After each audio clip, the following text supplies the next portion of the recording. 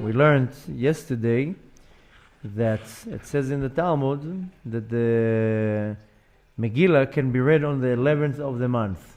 We explained that already yesterday. Now we're continuing saying that also on the 12th. ב-12, on the 12th, רמז על האופן השני, על לימוד התורה הקדושה, is hinting on the second way of learning the Holy Torah. יהיה בדרך הזה, דהיינו להמשיך כולו רחמים, שלא יצטרך להמתקת הדינים. If you remember, we said that there are two types of tzaddikim. That's how we started the Ma'amar yesterday. One tzaddik is the tzaddik that is sweetening the judgments, and the other type of a tzaddik is that he's pulling his all mercy. He just pulls mercy, and he doesn't even need to sweeten the judgment. It's just rachamim. So the first Ma'amar that we learned was corresponding and hinting about the tzaddik that has to sweeten the din. We mentioned very equivalent. You see how we kind of parallel between the Noam Elimelech and Levi Yitzchak from Berdichov. By the way, you know that they were sitting next to each other in yeshiva, same yeshiva. So that's my addition, that they were sitting next to each other. But nevertheless, they're coming from the same yeshiva.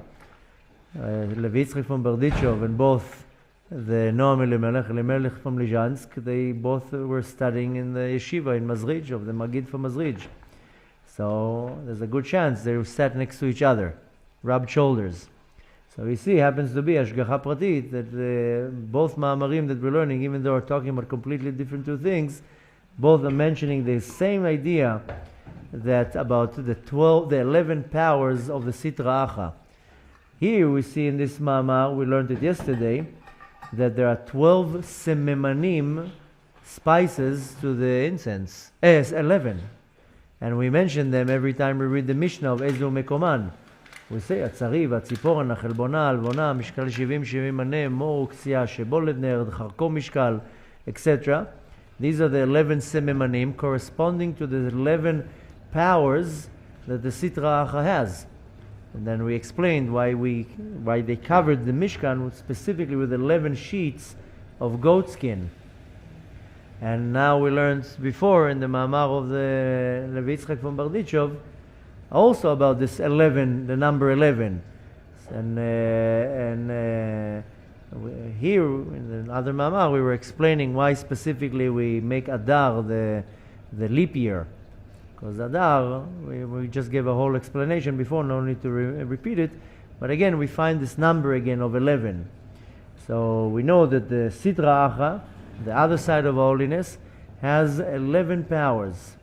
So when comes it, there's one type of a tzaddik that he knows how to sweeten the judgments. Meaning the judgments that are coming from the Klipa, from the Sitra Acha, then this specific tzaddik, he knows how to sweeten the judgments. Therefore, the hint in the Gemara, talking about that you can read the Megillah on the 11th, it's referring to that type of a tzaddik, how he sweetens judgments. Each tzaddik has a certain character trait and a certain power.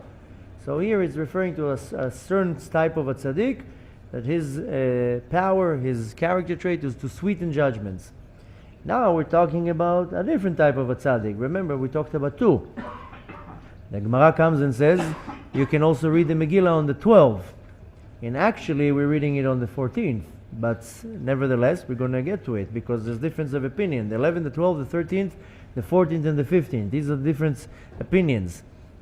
So, specifically on the 12 ones, it's hinting about learning the Holy Torah in the way that all that I do is just pulling rachamim. Hamshachat rachamim. I'm not sweetening judgments. Rather, I'm arousing mercy. And just to say as a side note, when the Noam Elimelech refers to a tzaddik, unless he really emphasizes that referring to the tzaddik emet, it's talking about us. The Noam Elimelech is very kind, and he calls us tzaddikim. So in most of his ma'amarim, when he's referring, he says the word tzaddik or tzaddikim, he's referring to us. V'amech kulam tzaddikim. We all have a potential of a tzaddik. Although this verse, it says V'amech kulam tzadikim, it's referring to the future. It's not referring to the past or the present. It's referring only to the future. But nevertheless, we all have the potential to become a tzaddik. Sometimes you go to the kindergarten, to the playground, you'll see a lot of tzaddikim. The mothers call their 3-year-olds, the 5-year-old, tzaddik, come here, we're going home, tzaddik. The guy's a menace. Yeah, the 4-year-old is a menace. He's a disaster, but his mom calls him a tzaddik. But nevertheless, there are many tzaddikim amongst us. You go in the street, people call you tzaddik. Bo tashli minyan, come and help us with the minyan. No, I prayed already at home. So nevertheless, the Noam Elimelech is very, very kind. He calls us tzaddikim. So one tzaddik is referring to a person that his avodat Hashem is to sweeten judgments. And it's very, I was about to say it's very easy to sweeten judgments, but I'm taking it back by saying it's not easy to sweeten judgments. It's easy because we know what to do in order to sweeten a judgment. Do a good act of kindness. Do a positive act, you're sweetening the judgment.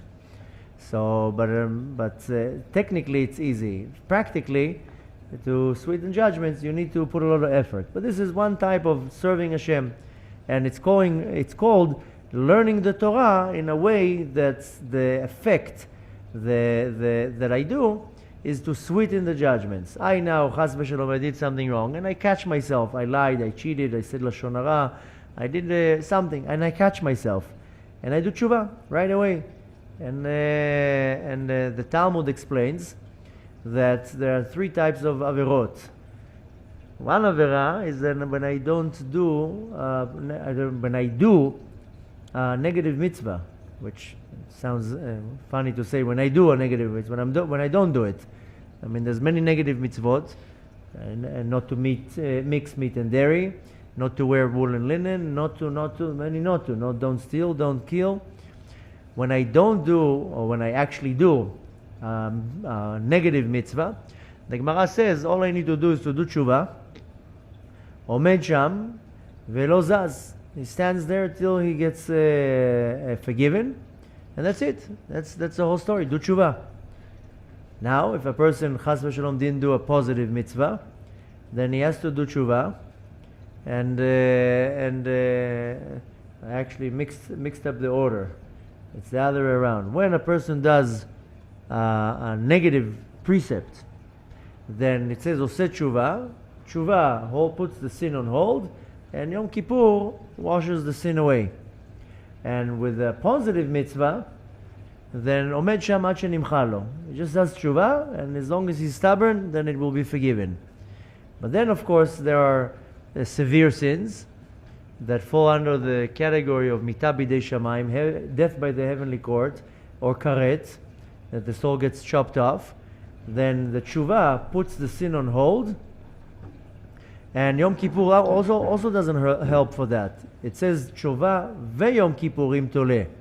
The tshuva and Yom Kippur puts the sin on hold, meaning that there's no persecution right now. Ve'isurim memarkim.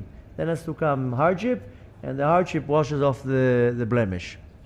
But nevertheless, if I do now a sin and I catch myself right away, that's the greatness one can reach to. That you right away realize that you did something wrong, and you right away can rectify it. You said a lie, right away you can say, no, I didn't mean that. It came out by mistake. I'm sorry. This is the truth, or whatever it is. Now, when a person does tshuva right away and he reverses the situation, now right away there was a judgment. Instantly, it's faster than Google. You do a sin, right away there's a prosecution from the world above. It doesn't take 24 hours to process. It's not the bureaucracy you have in the government offices, that it takes time to file a lawsuit. You just said one word came out of your mouth, right away there's a prosecution. But you catch yourself, you do tshuva, now you have to sweeten the din. So in the olden days they used to bring a korban. The korban didn't serve, a korban is a sacrifice, they didn't serve to atone. The korban came as to sweeten the deal. Like you have a fight with your wife, the next day you'll buy her some chocolates or flowers or whatever she likes eating. So chocolate flowers, so flowers in the taste of chocolate. I didn't mean she eats the flowers. I said, "How you bring her chocolate, flowers, or something she likes to eat? Chocolate or some sweets, whatever." You feel bad that you screamed at her. At least I hope you feel bad, and you want to appease, so you bring a box of chocolates. So we used to bring a korban. Now that we don't have korbanot, then we have to do a certain act to sweeten the judgment. So I can give some charity, go help another person, and many other things. So here we're referring to a level of the service of Hashem that I don't sweeten the judgment. Rather, I arouse such a high level of mercy that it overpowers everything else. And this is called lehamshich kulo rachamim, that I'm pouring only mercy. Shelo litzech lamtakat edinim, so I don't have to sweeten the judgments, because the mercy overpowers everything. It says in the Midrash, B'shat matan Torah b'Sinai, when the nation of Israel were standing around the mountain in the giving of the Torah, כשראו ישראל את המלאכים נושאי כיסא המרכבה, the nations of Israel got to such a high level of godly revelation, such an exposure of high level, they saw the angels carrying the chair that is called the chair of the chariot. I never seen it with my own eyes, but you see it in movies, in maybe tribes or older kingdoms, that the king is sitting on a chair and the chair is sitting on some platform, and they're lifting up the platform and they're walking with it. Phalanx? There's a term for it based, I think, off of Latin or Greek, unfortunately, called phalanx or something. It's phonetically similar to phalanx, which is a classical Greek military structure of men with short spears. But this is particular, it would have similar to how the ark was carried, except for it was a chair instead.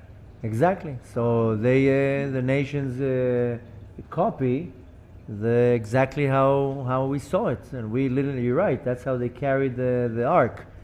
But the Matan Torah, we saw how the angels are carrying this platform. It's called Merkava, and on it was the chair carrying the Kadosh Baruch Hu.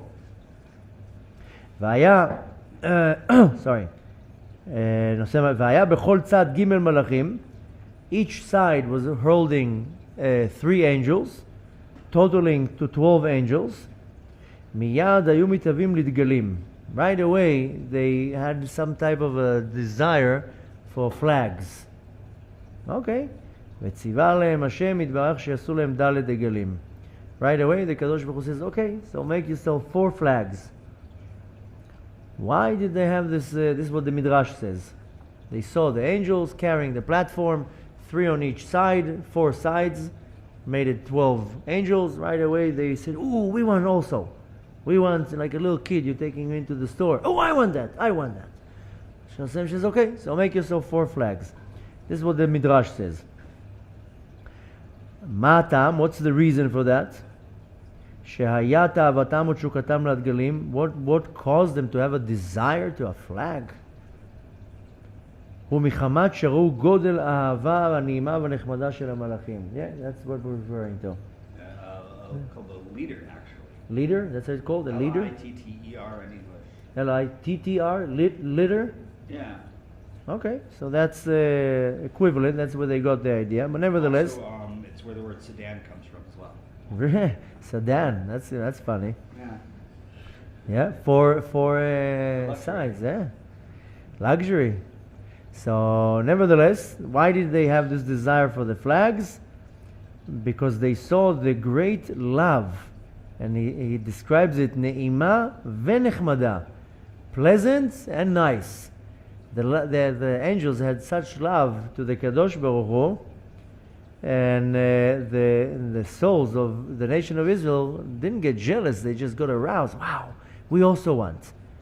We also want to, it happens, I see it, I can only testify on myself. Sometimes I would, let's say, sit with all my kids, and one of my kids will come and start massaging my shoulders. And massages are always welcomed.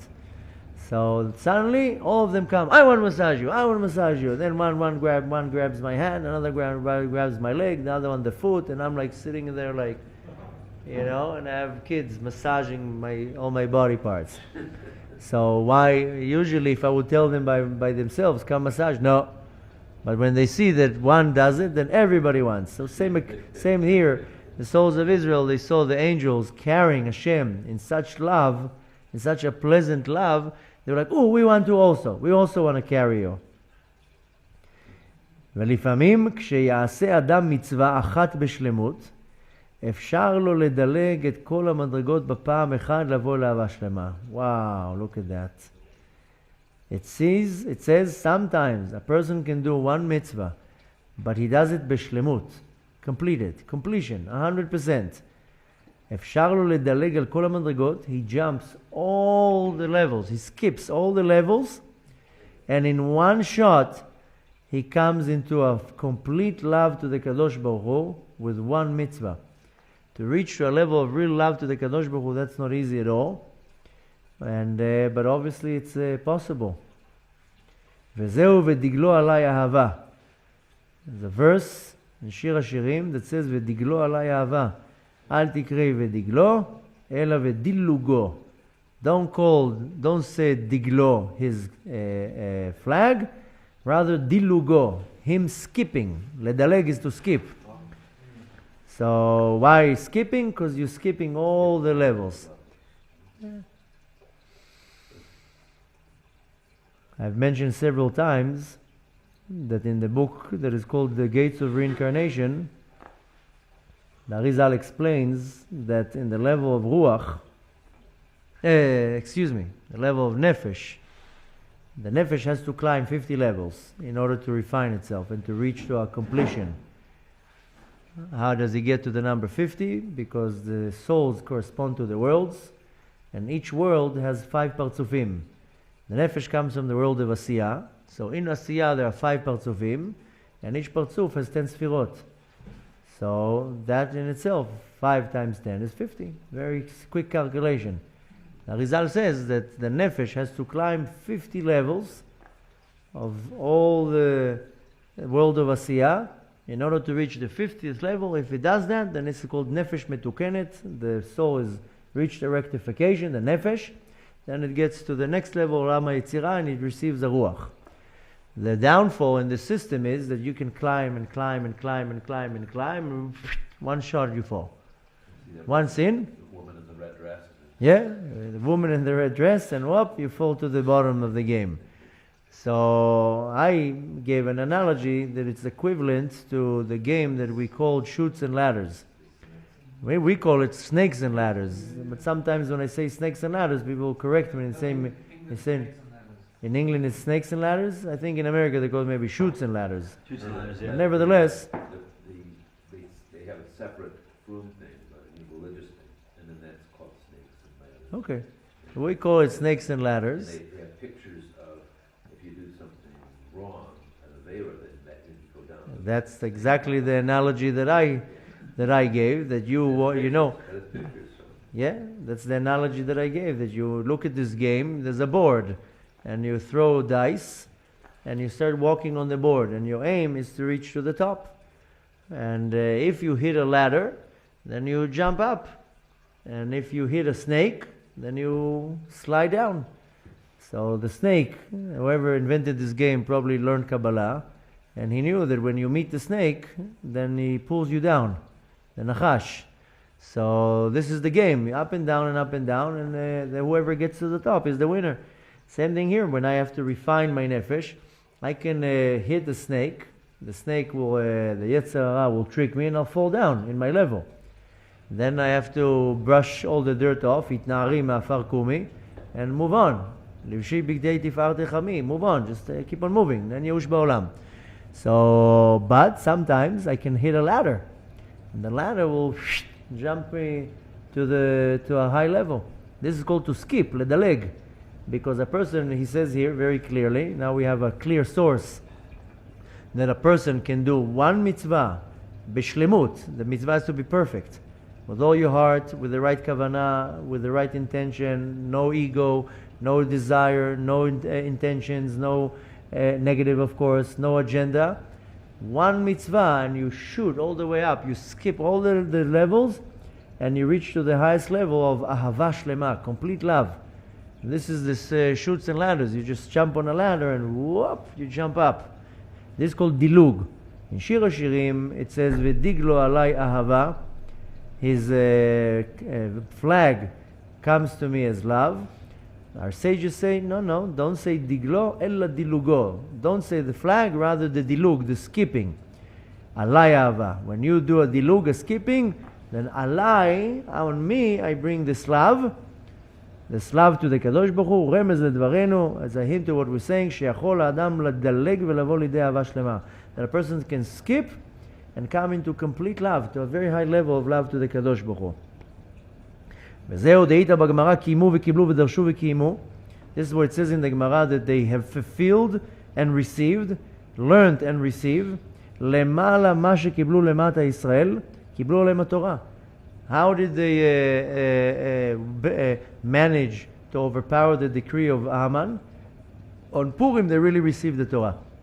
On Har Sinai, they got it, but on Purim, they actually really received it. They took it on themselves. Kiblu aleim Torah.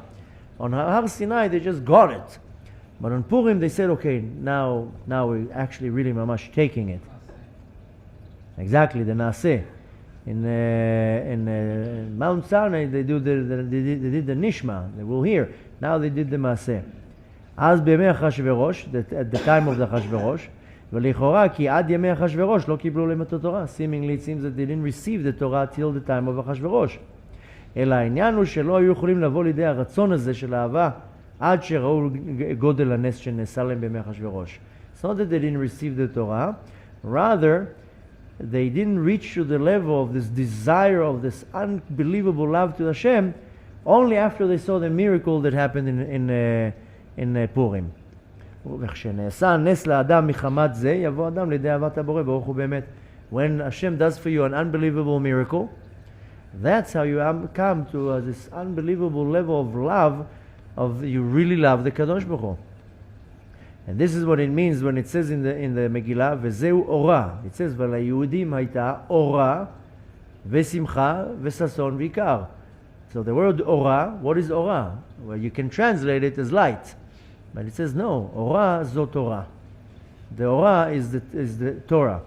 רוצה לומר שבאו לידי אהבה, they came to such a high level of love, because Hashem saved them, והאור של התורה, and the light of the Torah, מחמת גודל הנס הנעשה להם, and the light of the Torah actually penetrated, finally, it penetrated into their souls. Then it says, ליהודים הייתה אורה ושמחה, שמחה is very simple, שמחה.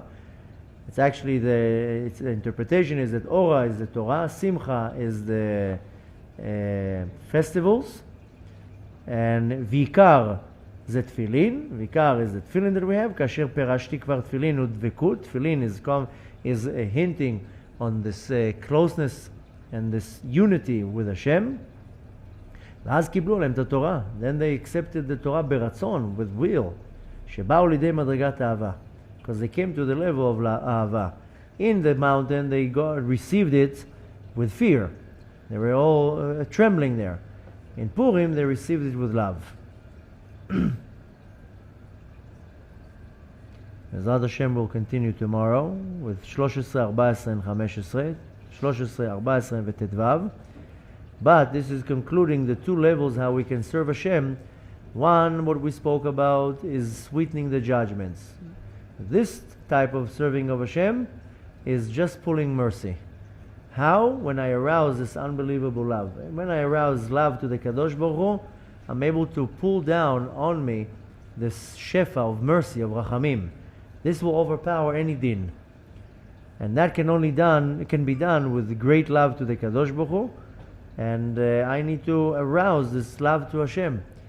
What is a good trick to arouse the love to Hashem? Don't concentrate on 5,000 mitzvot and just to do check. Concentrate on one mitzvah and do it in completion. Perfect. That will jump you up to a very high level. Now, don't take my words out of context and saying, oh, Alon just told me that I can only concentrate on one mitzvah and the rest I can ignore. So that's not what I'm saying. You have to do all the mitzvot. I'm not giving you a discount right now, and definitely not a coupon, because it's signed by Adar. Yeah, I'm just saying that do all the mitzvot, but find one mitzvah that you do it perfect. Or wait for the opportunity. The Kadosh Baruch Hu is so kind, we're just so ignorant that we don't jump on the opportunity. Sometimes an opportunity comes and you think. And when you think too much, you lose the opportunity. There's a lady that joins us for classes a lot. She comes with a wheelchair, Tzipi. And she comes from far away. Mamash Mesirut Nefesh. You know what it is for her to come? She lives all the way on the other side of the Midrachov. It's not an easy way to go up and down, just going the hill to the Iriya building. And she lives on the 6th floor, and she comes here. She wants to learn Torah. It inspires her and so forth. But sometimes we need somebody to take her back. So you will hear that I always announce, if there's anyone that can take Tzipi back home, please do. She needs help. And sometimes you see smart people, I don't even finish the announcement, I'll take her. And you know, you hear in the background, ding, ding, ding, ding, ding, ding, ding, ding, and the winner of the mitzvah is going to Olam Haba. Sometimes I say, please, if somebody can take her, and I hear, you know, the wheels in the head are squeaking, thinking, should I take her, should I not take her? It's heavy now, wheelchair all the way up the hill, and So some people are quick to decide. They grab the mitzvah right away. 5 minutes of pushing up a hill, a wheelchair, you can be sitting in Shamayim, in Gan Eden. So, and some people, oh no, should I not? Rabot machshavot belev ish. Many thoughts are running in the mind. It's not in my direction. It looks like it's about to rain. And so Kadosh Baruch Hu sometimes throw an opportunity, jump on it. And you have to be very quick to decide. And this could be the mitzvah that shoots you like a rocket to Shamayim, because you did bishlemut, no ego here, no agenda, no what am I getting out of here, no it's no thinking too much. So we have to be, when it comes to mitzvot, quick to act right away. Why? Because that might be the mitzvah that you're going to do bishlemut, 100%, and you're doing it with all your heart, and this can be serving for your jumping board to such a high level that you know those games. When we were a kid, there was a game that we had in the amusement parks, and you take a big hammer and you hit something and it goes up, and the higher it goes up, then you either get the small teddy bear or the big teddy bear or the bag of popcorn, whatever how strong you are. But if it goes all the way up and you hit the bell, the ding ding ding ding, you get to choose whatever you want. And then you're walking with a teddy bear this big in the amusement park. You know, you can barely carry the teddy bear. And then you see a car driving and a teddy bear is like on the roof. So, but nevertheless, this is the game. You hit it on the spot, goes all the way up, ding, ding, ding, ding. You reach to the level of Ahava. Real Ahava. It's called Ahava Shlema. You love the Kadosh Baruch Hu. Doesn't matter what happens. Air, fire or water. You are... Davuk, you're glued to the Kadosh Baruch Hu. Bezrat Hashem, we should know how to activate both ways. Serving Hashem in a way, learning my Torah and serving Hashem that I can sweeten judgments. That has to be done constantly. Then I right away catch myself doing something bad and I sweeten the judgment right away. Okay, I slipped. The word slipped out of my mouth. I'm taking it back. And needless to say, serving Hashem in a way that I'm not sweetening judgments, rather arousing rachamim, arousing mercy. And this is much higher level. Needless to say, that can be done with arousing love to the Kadosh Baruch Hu. Bezrat Hashem, we should merit bemet to reach to those levels of service of Hashem, so we can receive the Torah with a whole heart, with a complete heart, and Bezrat Hashem, merit to see the coming of Mashiach with the merit of our beautiful mitzvot.